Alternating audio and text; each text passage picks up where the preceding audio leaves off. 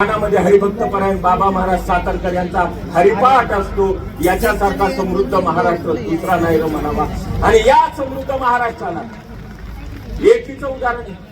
ज्या माता माऊलीच्या नावाने गोदाते नर्मदा सुरू झाले ना मान, वारीच्या काळामध्ये ती जिवंत असताना वारीच्या काळामध्ये जागोजागी विहिरी खंदून गेल्या होत्या. वारकरी पंढरपूरला जाताना पाण्याची कान पडू नये, पाण्याचं कमी पडू नये म्हणून, आणि अन्नधान्याचे सगळे धान्य वाटव वारीत जाईस्तवर ठेवले होते. काही म्हणावर काय शिर्डीकर, बाईच्या हातात घर आणि देश हा चांगलाच दिसतो, विचार नंतर करा. एवढंच बोलायचं फक्त ती बाई अहिल्याबाई होळकरांसारखी असावी हे सगळं फक्त मत येत असतं.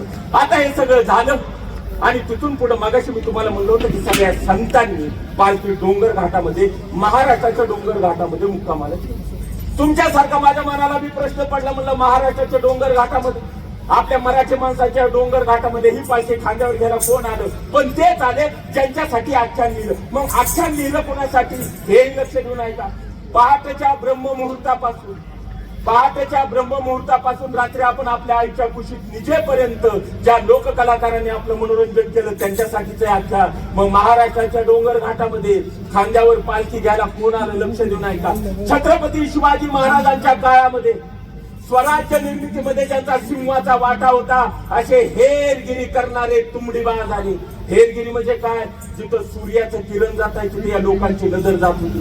आणि डोंगर घाटाची सगळी पोतराज मंडळी अंगावर कोरडा मारत मारत ज्यांनी आयुष्यभर नाचवली यल्लम्मा आपल्या डोक्यावर, आणि सगळी आराधी मंडळी ज्यांनी आयुष्यभर नाचवली अंबाबाई आपल्या डोक्यावर, ही सगळी महाराष्ट्राच्या डोंगर घाटाची मंडळी आली. केलेल्या वाद्यांची माया देवीला वाहिली, पाया पडले, आणि त्याच्यात एक आराधीनबाई पुढे आली. आता नगरच्या साईडला आराधीनबाई लवकर का त्याची आपल्याकडे नवरात्रात घट बसवायला येते ती बाई पुढे आली. आखाड्याच्या देवीपाशी गेली, वावळणी केली, नजर काढली, पाया पडली तिच्या, आणि त्या देवी सोबत बोलायला लागली. आखाड्याच्या देवीला आराधीनबाई म्हणते, वय गाई नवरात्रामध्ये घट बसविलं म्हणली तुझं, नवरात्रात घटस्थापना केली म्हणली तुझी, पण 9 दिवसानंतर तुझ्या घाटाचं विसर्जन होतंय, आठवलं कसं नाही? आज भेटली म्हणले तुझं विसर्जन करून टाकू. मायबाप शिर्डीकर दोघांच्या डिस्कशन मधला मी फक्त विसर्जन एवढाच शब्द ऐकला. पाठीमागं राहतो 360 डिग्री मध्ये माझे डोळे फिरवले. म्हणलं या देवीच्या विसर्जनाला कुठं डीजेची थप्पी दिसना. अबाउट 85 डेसिबल वेगवेगळ्या ब्रँडची मदिरा पिऊन झोमणारं झोंबी दिसणार. म्हणलं विसर्जनाला भारतीय अर्थव्यवस्थेचा खाना. चांगल्या मराठी नाही तर हिंदी गाण्याचं रिमिक्स करून आईमाई केलेलं गाणं ऐकू येणं म्हणलं तुमच्या या विसर्जनाला. हे म्हणलं कसं विसर्जन? चल म्हणलं मुंबई पुण्याला तुला दाखवतो, आमच्याकडे 3 तासात गणपती बुडवायचा असतो, आम्ही 3 दिवस लावतो. ती म्हणली काय करता? डीजे चालू असतो ना आम्ही एवढंच करतो. डीजे ना ती म्हणली पोलीस राजकारणी आडवे नाही. म्हणलं पोलीस राजकारण्यांच्या हातात, आणि राजकारण्यांना माहिती विसर्जनाला जर विरोध केला तर पुढच्या टर्मला लोक आपल्या पक्षाचं विसर्जन करायला घाबरायचं नाही, त्याच्यापेक्षा मध्ये पाडायलाच नको कोणाचं.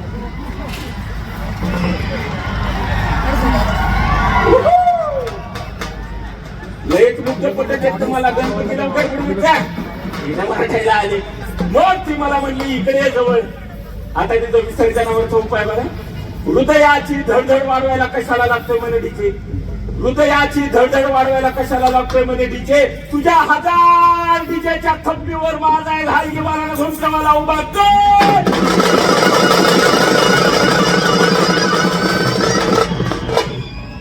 बघ म्हणे कसा कार्यामर्दन करतोय.